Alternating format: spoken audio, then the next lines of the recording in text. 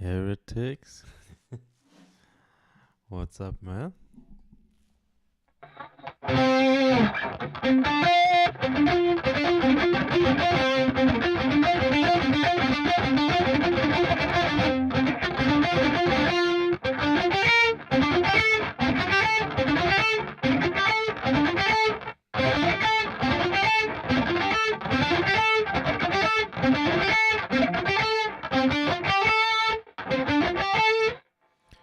Let me check. Maybe it's increase your voice volume a bit high. Let me check if I can do that quickly.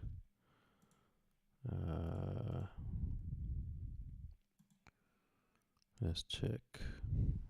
So I'm gonna check guitar volume comparison. Okay,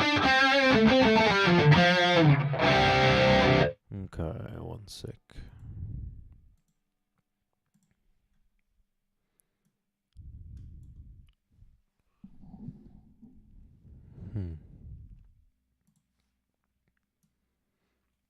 Let's check now. Is that better? I'm scared it's going to be clipping now. Is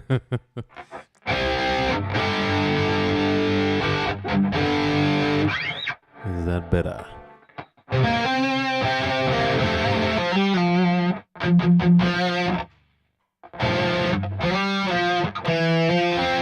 Cool.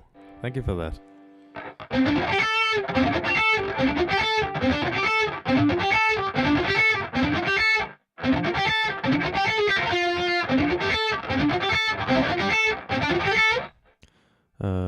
The song Cross Off by Mark Morton. Mark Morton of Lamb of God. I have not. I need to take a look at that. I'm gonna write that down and definitely take a look at it later today.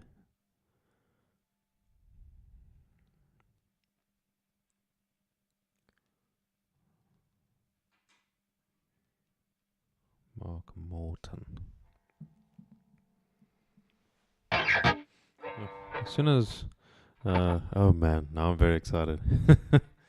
But as soon as Chris Adler left Lamb of God, I don't know. Their newer albums haven't really been doing it for me. Like Resolution was for me their last good album, and then yeah,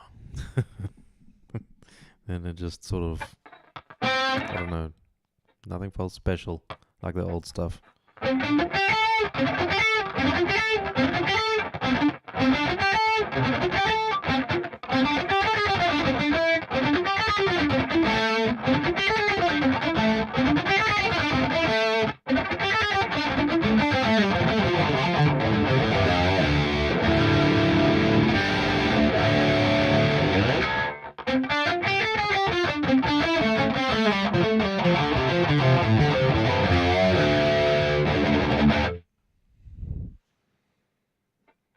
Yeah, self-taught. I think I might have skipped that one.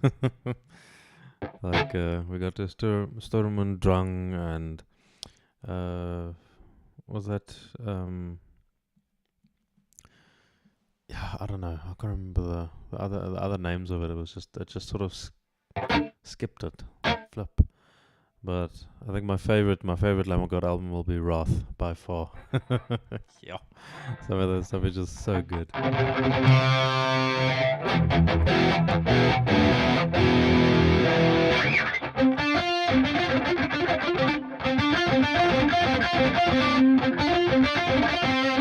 Yeah, there we go. Yeah, Wrath, I agree.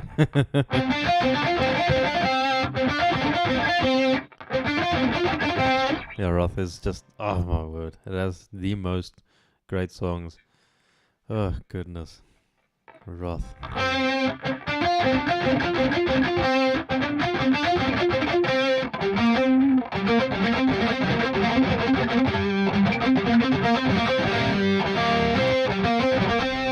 Oh, yes. No, Set to Fail is like, I've tried to learn it so many times, but the rhythm is just so, I don't know. I got discouraged too early when I tried learning it, and then I never really learned it properly. But like, yeah, Set to Fail is just this is what.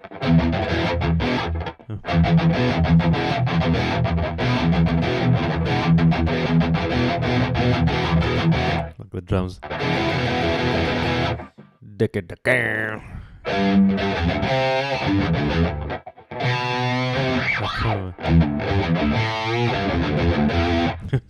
Such a cool song.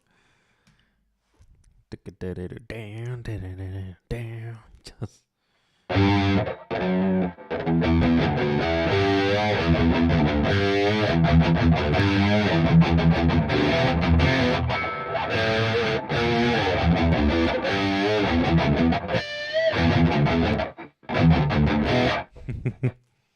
yeah, a great song.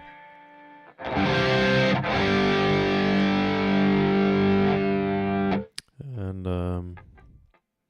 yeah, 100% go for it.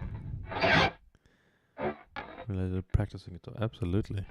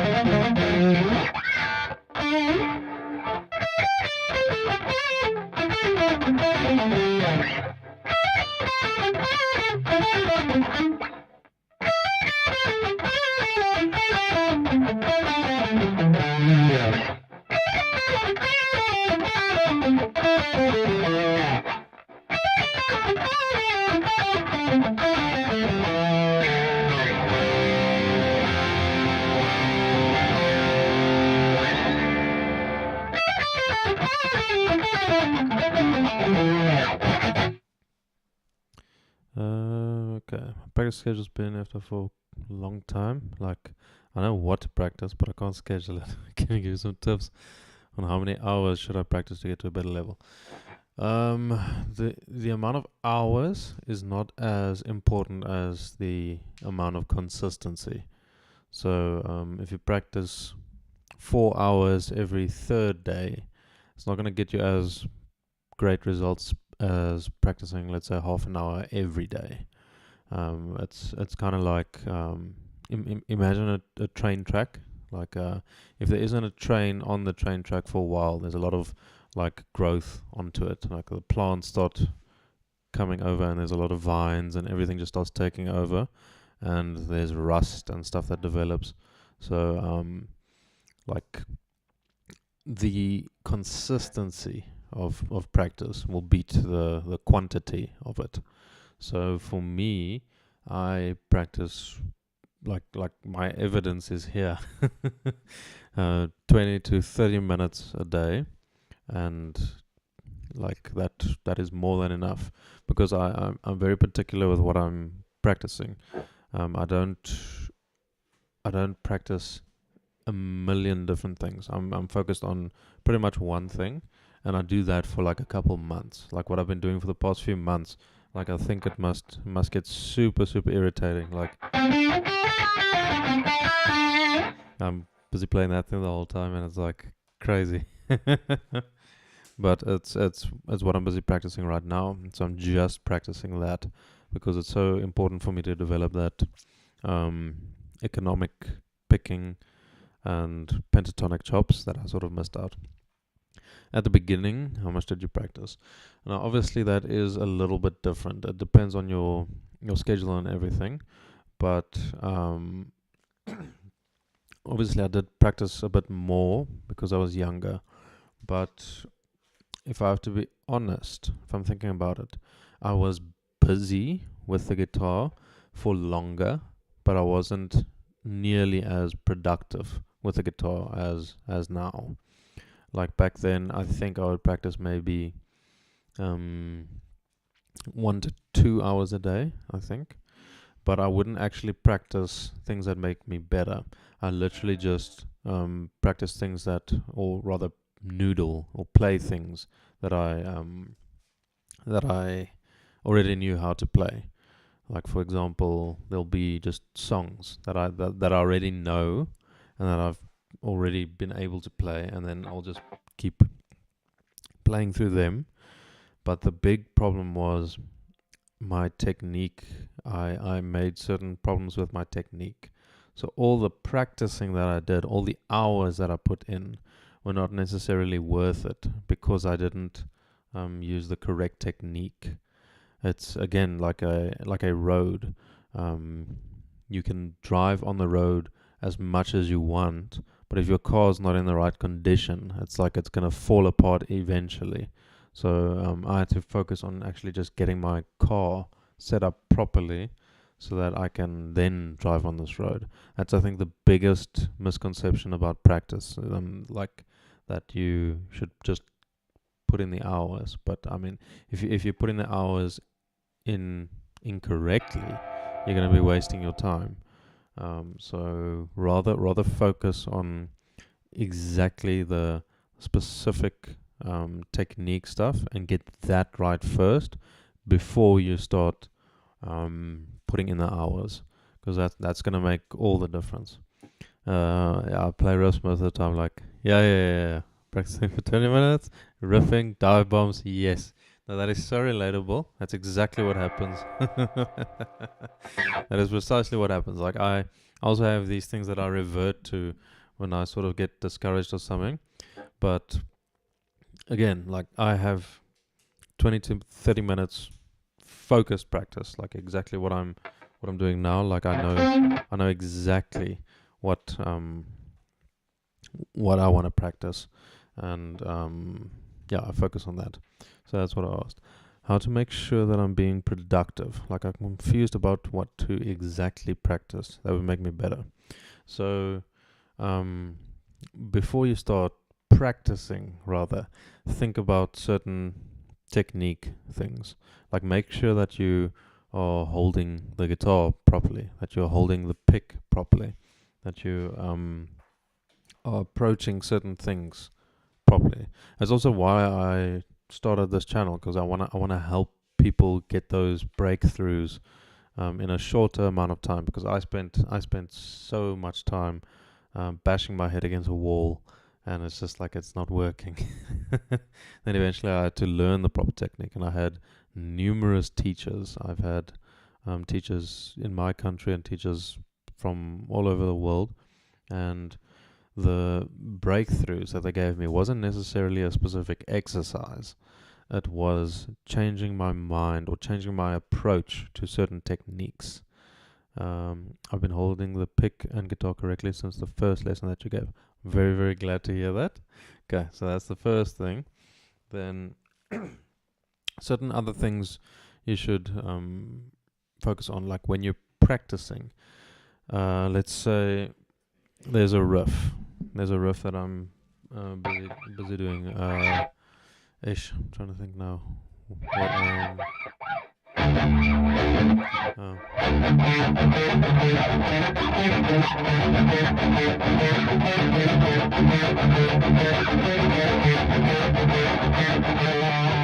Something like that. Now, that riff is maybe like 4 bars long, but a big mistake that we make is we try to play the entire 4 bars at once. Focus on playing the first 4 notes. So 1, 2, 3, 4, 5, 6. Make it 6 notes. And then focus on exactly what you're doing. So right now I'm going 2 downstrokes, and then it's an upstroke. But there's more detail to that.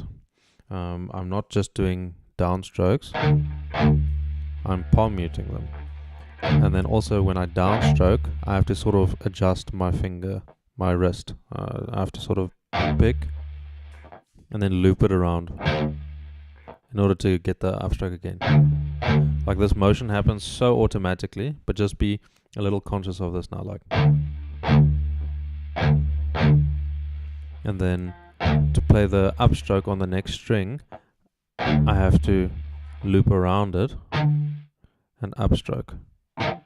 And I can decide to lock my string in there, or I can tilt my wrist like that.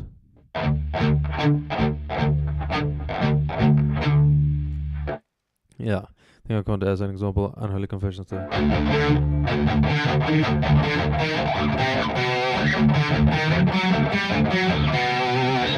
So let's take a look at specifically that riff. So let's take the first 3 notes. So that's the you want to have that upstroke, but instead you're playing it like.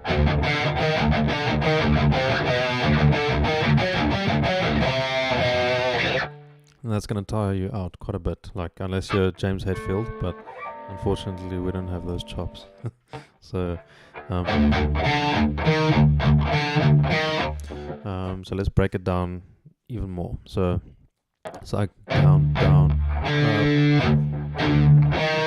So let's do those 1, 2, 3, 4, 5, 6. Let's just do those 6 notes.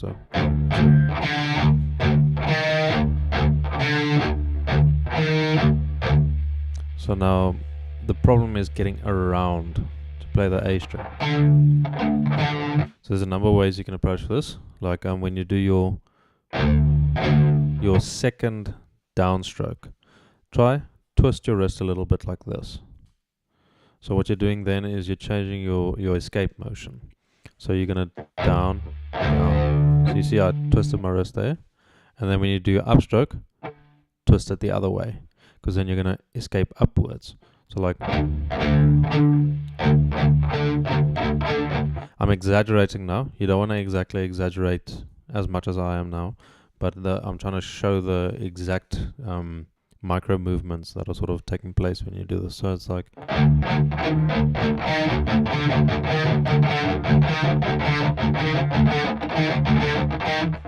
It's very, very subtle. Like, let me try to do it like this.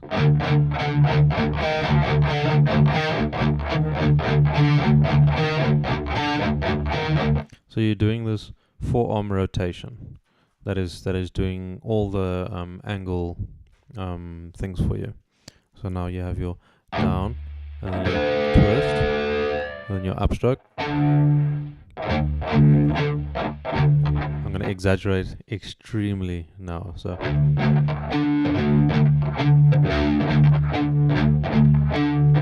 you sort of twist your forearm for that sort of motion.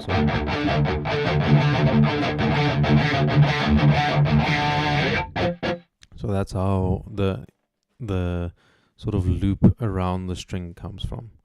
So just doing that will give you a bit more of a accurate feeling.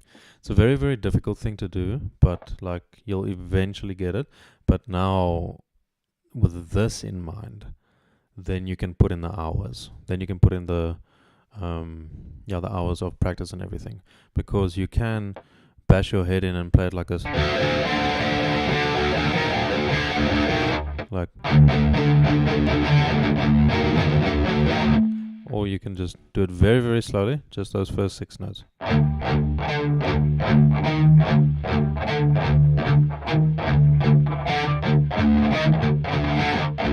I'm exaggerating so much right now, but just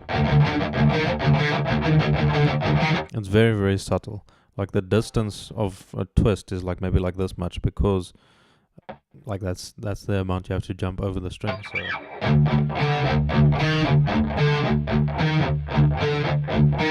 and remember, practicing this specific motion is not gonna be just for this song. You're gonna be using this sort of thing for hundreds of songs. Like there's so many songs that use this. Like for instance, Flesh and the Power It Holds by Death. Yeah.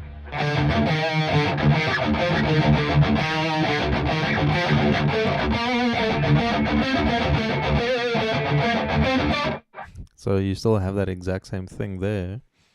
And I promise you there's hundreds of songs that are going to use the same thing. Use a metronome and increase the tempo day by day. I'm actually going to discourage that. And here's why. I've done that, and I have a logbook in my cupboard where there was this one specific thing that I wanted to practice, and I wanted to get better. So the logic is exactly that. Like you start at, let's say, 100 BPM, and then every single day you increase about 1 BPM. You're eventually going to hit a wall. And the problem that you're going to encounter is the fact that at a low speed or mid speed and high speed, you're using different muscles. You're encountering different levels of resistance of all these variables. Right now,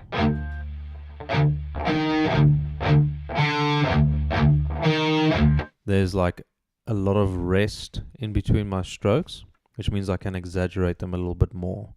I can also, in real time, process with my brain everything that I'm doing. But when you get to a higher speed, it has to be muscle memory. So that's exactly why you need to be very conscious of these sort of little motions that you're doing. So that when you go to a faster speed, that it sort of you just rely on the muscle memory that you developed over there. But now I would divide it into 3 segments, 3 tempo ranges, if you will. So the first one will be the sort of free time that we're currently in. Right now you're just focusing on the actual motions and everything. So focus just on the motions. No, you don't even need a metronome for that. You can just focus on the actual motions and stuff. Then the second tempo range, put it at 50% of the actual song, 50%, and then you'll actually get the rhythm of it. And then I want you to be brave and jump to about 90 to 100% of the song. You can look at it as walking versus jogging versus running. Right now we're walking. We're very focused on all these things. We can change direction at any time when we're walking. It's much easier. We have a lot more balance when we're walking and everything. Then when we're jogging, we can also sort of dodge certain things a bit easier. So jogging will be, I guess, 50% of the actual song's tempo, and then you'll be able to make certain corrections and everything, and just ensure that your rhythm is right. And then you need to go to sprinting, to running. At that point, you're going to encounter wind resistance. You're going to be leaning forward. You're going to be engaging muscles that you didn't engage previously in the other 2 steps. So it's important. It's extremely important to jump to that speed. That's very, very important. If you won't get there if you do it gradually. You have to jump to that sort of thing, because at that point you're gonna have to rely on your muscle memory and also all your twitch muscles. And there's so many micromotor skills involved in this. So you have to jump to that at least close to 100% of the song speed, and then do it in bursts. Then just do, or just,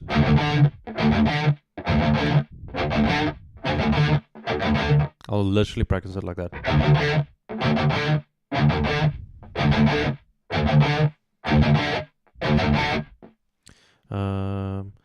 Suki. What's up, man? What's up? Yeah. I feel so American right now. I'm gonna get myself a gun and go hunt some deer. The pot. No, I'm busy playing Unholy Confessions. Just the that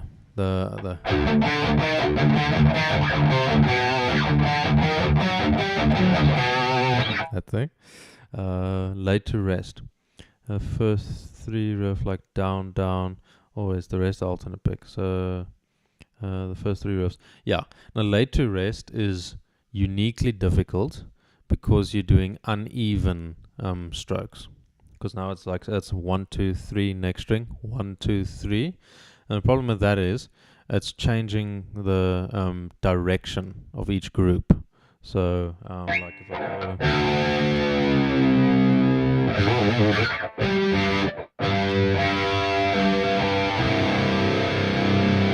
then it's 1, 2, 3. So it's down, up, down, and then your next grouping of 3 is up, down, up, and then down, up, down, up. So that sort of thing is the difficult part. But if you notice, very much what we did just now was going to the next string on an upstroke. So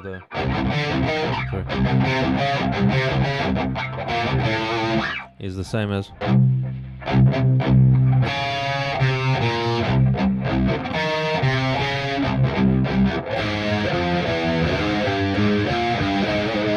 So again, like you're practicing one thing and it relates to so many different things. So the down, chug all the way. So, like, do you play it like that?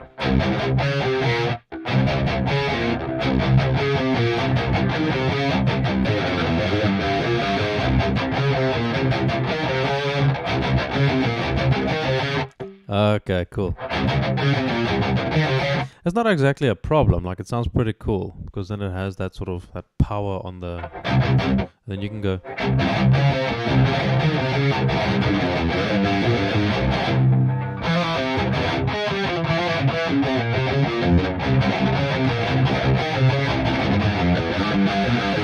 You can do all these extra things, but like.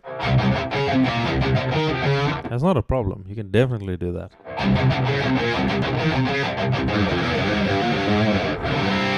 Really, really cool. Yeah, Suki, you're very lucky. Laid to Rest took me, I think I was in, after playing guitar for maybe 3 years, and then it just took me forever. It was like, oh no, Laid to Rest was a very difficult riff. Also, because I didn't know what drop D was. So I had the tab, but like, yeah. So I didn't know what drop D was. I thought it just meant you tune all your strings to D standard instead of just the top one. And then one of my friends came to my house and he played it and I'm like, what the flip? And then everything clicked and then life was changed. Then I found out about drop D.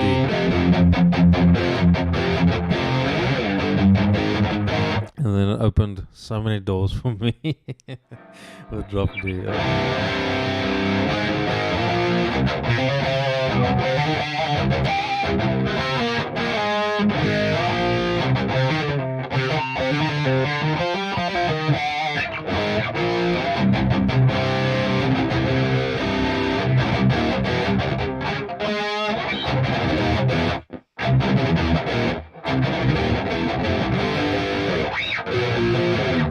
5 even.